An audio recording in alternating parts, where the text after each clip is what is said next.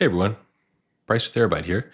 Today I'm going to show you how you can use abctl and Helm to set up an external secret manager. Today I'm going to demonstrate AWS's Secret Manager, and to do that I'm going to first start out by creating a new Kubernetes secret, providing my secret access key, ID, and secret. Then I'm going to configure my values.yaml file to use the AWS Secret Manager, and configure my region, and I'm going to add an extra tag here just to show you how you can tag specific secrets with an Airbyte deployment.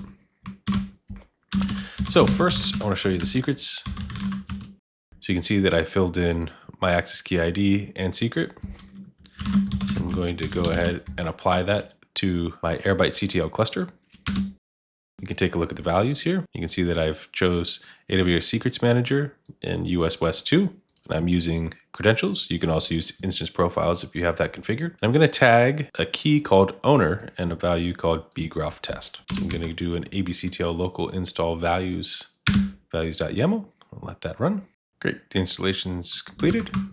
So we'll jump back over here. Really quickly, I'll show you that I have a filter for my tag value of bgraph test, and I don't have any secrets here. So I'll jump back into my Airbyte instance here, and I'll create my connection.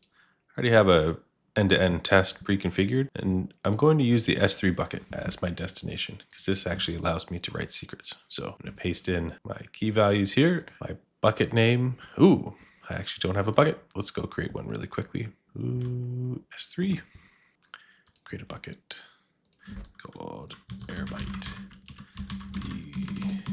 bgraph test. Sorry about that, little detour. Okay, my bucket's name will then be Airbyte bgraph test. My bucket path will be test.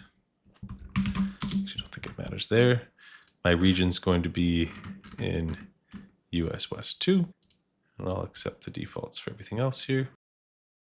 And at this time, we should have written secrets to our secret manager, and there we go. We have. You can see that they were written today, July 17th. This time's in UTC, so ignore that this doesn't match that, but my secrets have been written to AWS's Secret Manager here. And that's great. That's all for today. Hope to see you on the next one.